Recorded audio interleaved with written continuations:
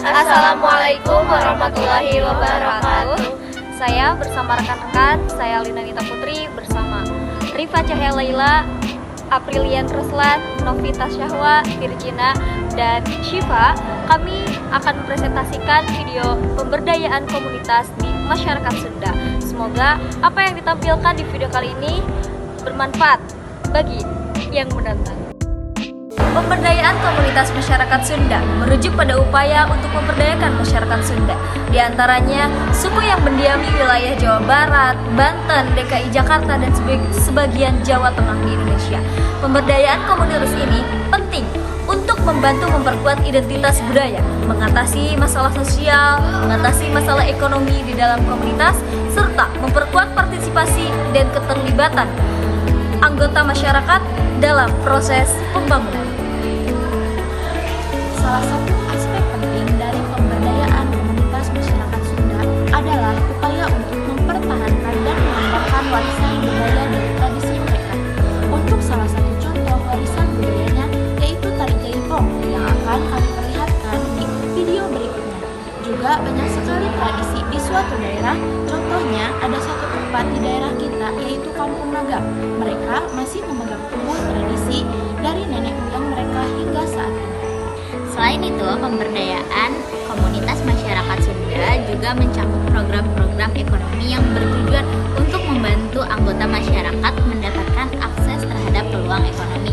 Misalnya, melalui pelatihan keterampilan.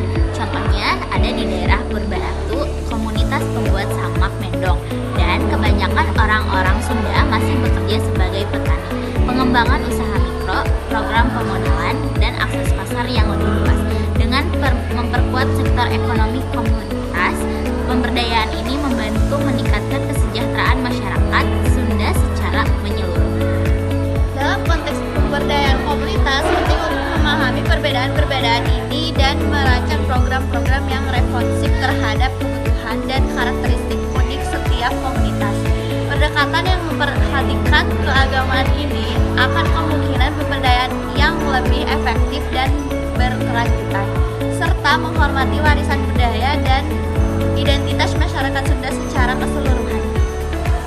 Hal ini dapat dilakukan melalui program-program pendidikan budaya, promosi kesenian, dan karya-karya tradisional, serta meningkatkan kesadaran akan pentingnya memelihara bahasa dan adat istiadat Sunda.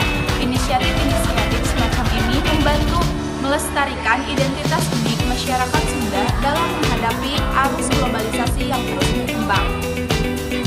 Adapun perbedaan dalam komunitas masyarakat Sunda dapat berkaitan dengan sejumlah faktor, antara lain adat istiadat, kepercayaan, sejarah, bahasa, dan geografi. Setiap daerah di wilayah tempat tinggal masyarakat Sunda memiliki perbedaan dalam hal tradisi adat istiadat.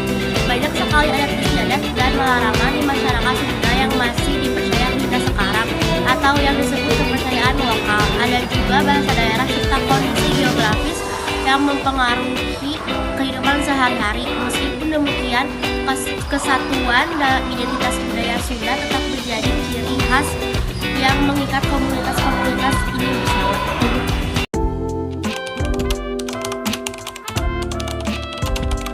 Cawe-cawe nyampe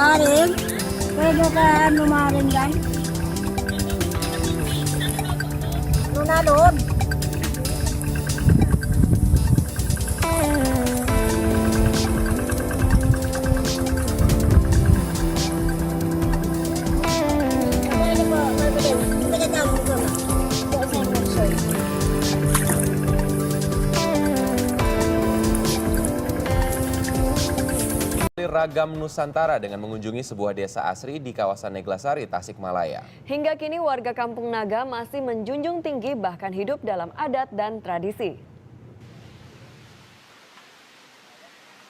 Bernama Kampung Naga, inilah kawasan cagar budaya di Desa Neglasari, Kabupaten Tasikmalaya, Jawa Barat. Tepatnya terhampar asri 26 km dari Kabupaten Garut atau 30 km dari kota Tasikmalaya. Seluruh bangunan rumah di kampung ini sama persis, berbahan kayu, beratap ijuk kelapa. Tak ada barang elektronik, karena memang tak ada listrik. Dan sedari pertama berdiri hingga kini jumlahnya sama. Tak bertambah, tak berkurang, yaitu 112 bangunan. Semua sebagai bagian dari ketaatan warga pada budaya leluhur dan adat tradisi. Kondisi bangunan yang ada di Kampung Naga ini sekitar 112 ini tetap dipertahankan dari dulu sampai sekarang. Kenapa? Mereka mempertahankan adat istiadat ini bahwa untuk menjaga lingkungan.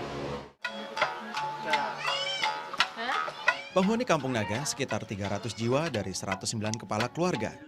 Jika warga ingin mendirikan bangunan tambahan, harus di luar area adat. Mereka kemudian akan menyandang predikat warga adat luar. Warga Kampung Naga hidup dari alam. Mereka mengelolanya bersama, termasuk penggarapan 1 hektar sawah di lingkungan desa. Hasil lahan kemudian disimpan di lubung kampung untuk persediaan dan kelangsungan pangan hingga panen selanjutnya. Pelaksanaan pembagian berdasar musyawarah mufakat serta berlandas pranata adat. Penghasilan tambahan juga bersumber dari alam, di antaranya dengan membuat berbagai alat rumah tangga dan kerajinan dari kayu atau bambu. Selain untuk kebutuhan sendiri atau untuk dibarter, warga juga menjual buah tangan mereka kepada para pengunjung. Tak jarang warga memasarkannya ke pasar-pasar sekitar. Hidup dari alam, warga juga menjaga alam dengan segenap hidup mereka. Demi kelestarian misalnya, tak seorang pun berani menyentuh hutan di sekeliling kampung. Warga menjulukinya sebagai hutan larangan. Jangankan menebang atau memetik hasil hutan, untuk kebutuhan kayu bakar sekalipun, warga hanya berani mengambil ranting yang terserak di bantaran sungai dan sekitar hutan. Hasilnya, hingga kini warga Kampung Naga senantiasa hidup dalam harmoni. Budi Pardiana melaporkan untuk NET. Nah, itulah pemberdayaan komunitas di masyarakat Sunda. Semoga kita bisa terus melestarikan apa yang menjadi kebudayaan di masyarakat Sunda. Terima kasih. Wassalamualaikum warahmatullahi wabarakatuh.